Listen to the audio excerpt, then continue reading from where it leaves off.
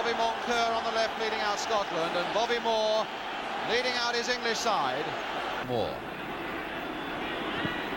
Oh, Cormac. As Moore delayed, Cormac again wasn't giving him time. As a cross going under Banks' crossbar, gathered as safely as ever though by Gordon Banks from the challenge by Curran. And what a good throw by Banks, straight to Alan Ball. Lee wanting it fast down the right, and Lee's got it there too. Hurst is waiting in the middle, and Brogan covering well for Scotland. So England's corner, it'll be Ball to take it. Chivers has gone into the 6-yard area. Hurst is there too. Peters and Lawler, who scored nearly 50 games of first-team football, is getting there as well. And Peters! Oh, was it there? Yes, it's given! Martin Peters gets that one. And England go ahead after 9.5 minutes. Clark is furious. Peters is delighted. But now Johnston, they look more and more now to this Louis man. John Gregg going up on the outside. Jimmy Johnston. And Ball putting it back there. Curran with a chance, and Curran has equalised. The back pass that wasn't a good one, and it came from Alan Ball. And Curran there in the mix-up with Banks, making it 1-1. 2 goals now in the first 11 minutes.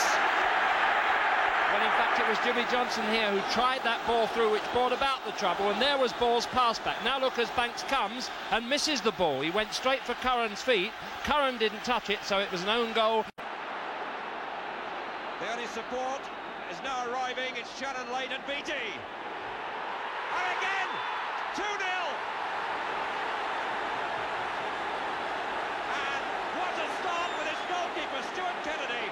2 in 2 minutes. And again, he was left. Keegan, a good break from Ball's through ball. It was a very nice pass from Ball. Keegan looked up, arriving with Shannon, and also there was Beattie. And Beattie's so good in the air. And Kennedy must have lost his geography, surely, because he should have had that beyond doubt. Wants a bit of movement, and he's found Worthington. On that favourite left foot. And he set it up for Bremner. And Shilton had to be so quick. Jordan! Yes! 1-0 to Scotland!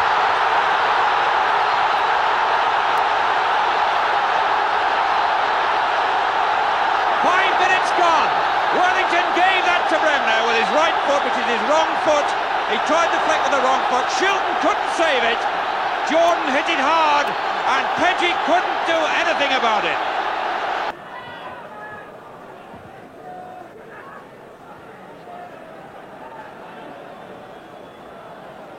Ten minutes remaining. Ball, and again! Oh!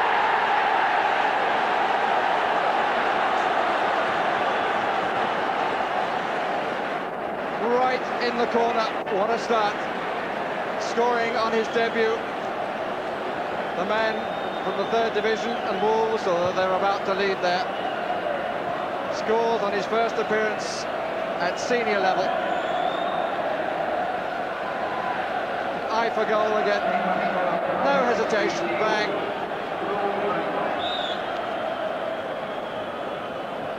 The cross in here, and as he goes up with McPherson, look, it hits his back, and he's already turning because he knows where it's going to drop, and he finishes superbly. And towards the referee, but here's Probyn looking for Archibald. He's got the other side of Robson. Did he bring him down? The referee says yes. Penalty. Robson on Archibald. The ball played through by Davy Probyn. Archibald got goal side of the defender. Robson made contact, did he? The referee said yes.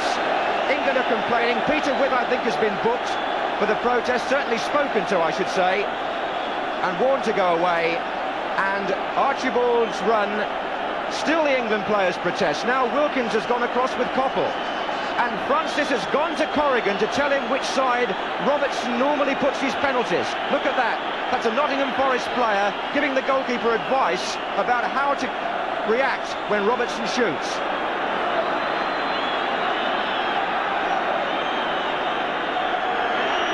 A goal for Scotland. Francis was wrong. Corrigan was wrong. Robertson scores.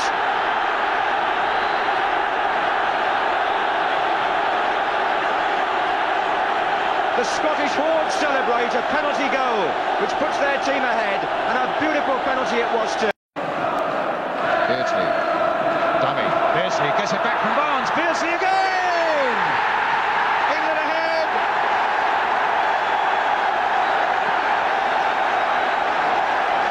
A smile of delight from the little Liverpool player.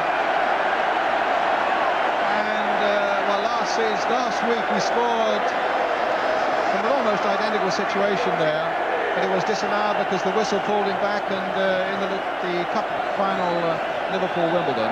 But here he is again, this time just chipping it over on the onrushing Jim Leighton, and England go into the lead. Brilliant piece of work between two supreme individuals, isn't it? And yet I would think that's been worked out on the training ground. I shouldn't be surprised if that's not something they've worked out all week, that little dummy. Totally then, Donachie.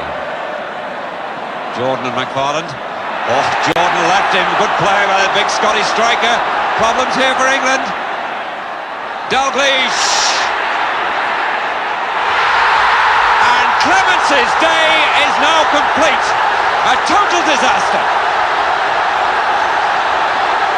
Poor Ray Clemence bows his head in utter dejection. The ball went right through his legs. Jordan made it all possible. He eluded McFarland far too easily, played the ball at the right time. There didn't appear to be so much danger because Clemence had narrowed the angle, but the ball went right through Ray Clemence's legs. One can only feel despair for Ray Clemence. Referee has checked his watch, and we're in injury time, and there isn't much of that. It's all over. That is the first time in Wembley history that England have been beaten here 3 times in one season. And Scotland are the third side to beat them here. Holland came and won, Wales came and won, and Ali McLeod's Scotland, in his first match as manager against England, have gained their first victory over the old enemy since 1967.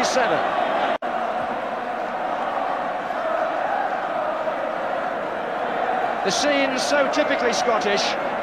This biannual pilgrimage hasn't been a happy one over the last few years, but there's certainly going to be some celebrations tonight.